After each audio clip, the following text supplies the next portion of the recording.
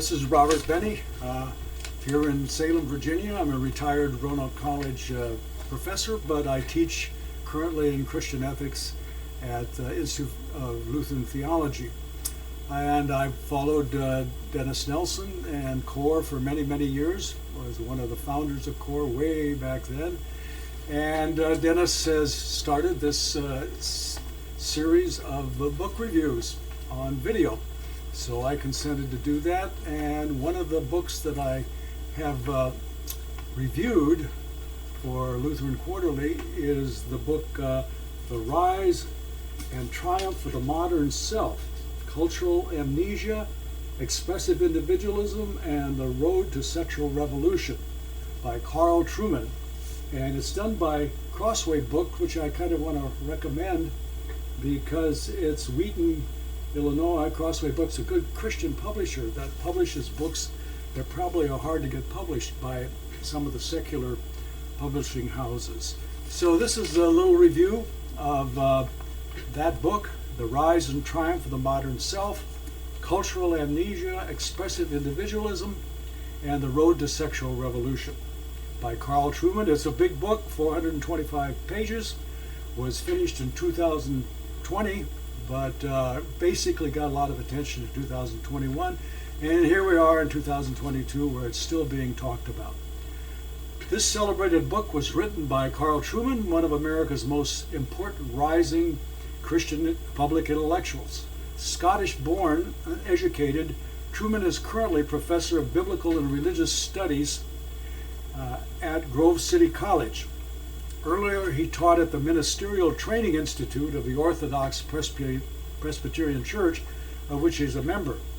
His columns are now published regularly in Public Discourse and First Things, but most importantly, he has written several significant books, including The Creedal Imperative and Luther on the Christian Life, oddly enough, by a Reformed theologian. I taught the latter, Luther on the Christian Life, in an adult class at our church and found it very well written, filled in a lot of blanks, was great for the lay people, and very informative. Though an Orthodox Presbyterian, he is almost persuaded by Luther on the liturgy and the sacraments. Trueman starts with the assessment of the modern self by two major theorists, Philip Rieff and Charles Taylor, both of whom see expressive individualism as the essence of the modern self. The modern self is no longer guided by the sacred order of great religions, the obligations to others in the given stations of life, or the virtues that solid traditions have formed in their adherents.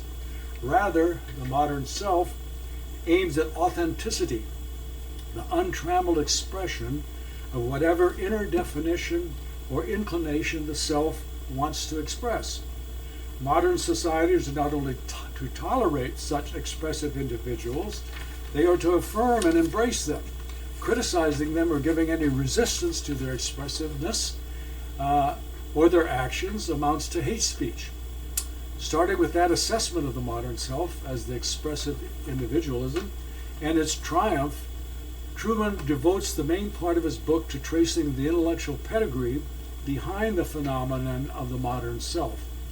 Ideas have consequences, and the author wants to examine the chain of ideas that have brought us to the current state. He begins with the foundations of the revolution, in which he traces the impact of Rousseau, the Romantic poets, and the really big theorists, Nietzsche, Marx, and Darwin. He then moves on to the sexualization of the revolution, in which he surveys the thought and impact of Freud.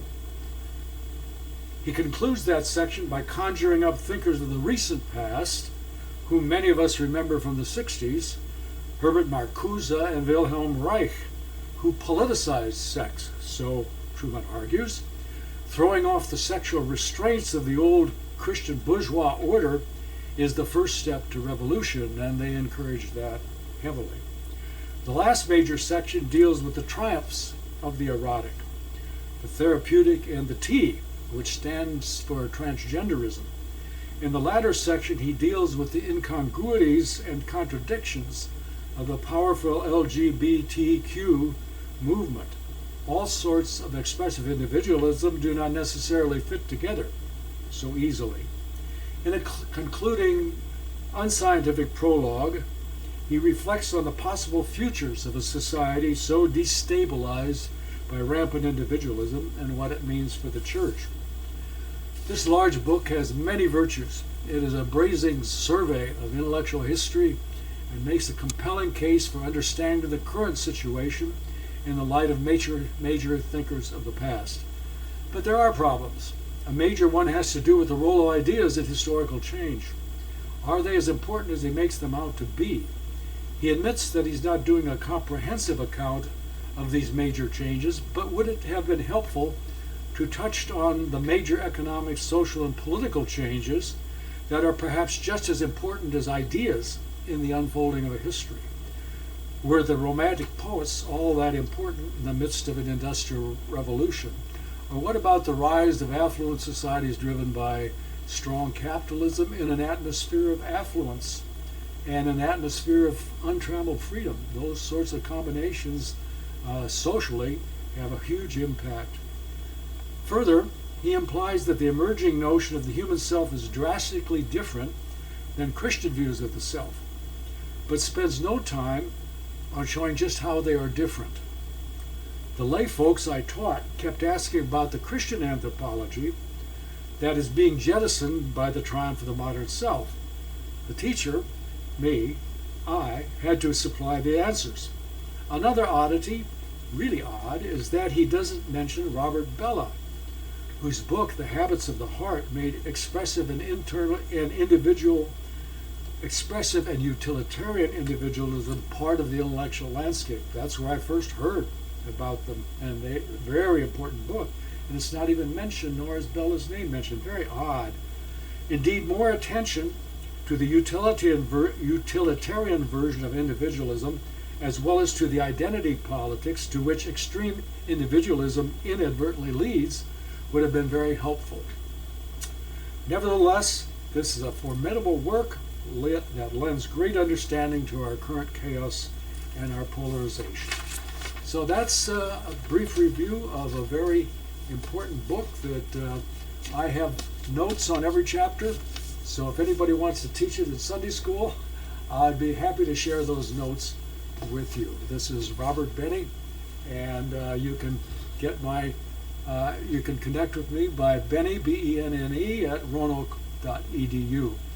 Thanks to Dennis Nelson and CORE for doing this service, and best wishes to you as you engage in this culture that seems to be transforming before our various eyes. Thank you very much.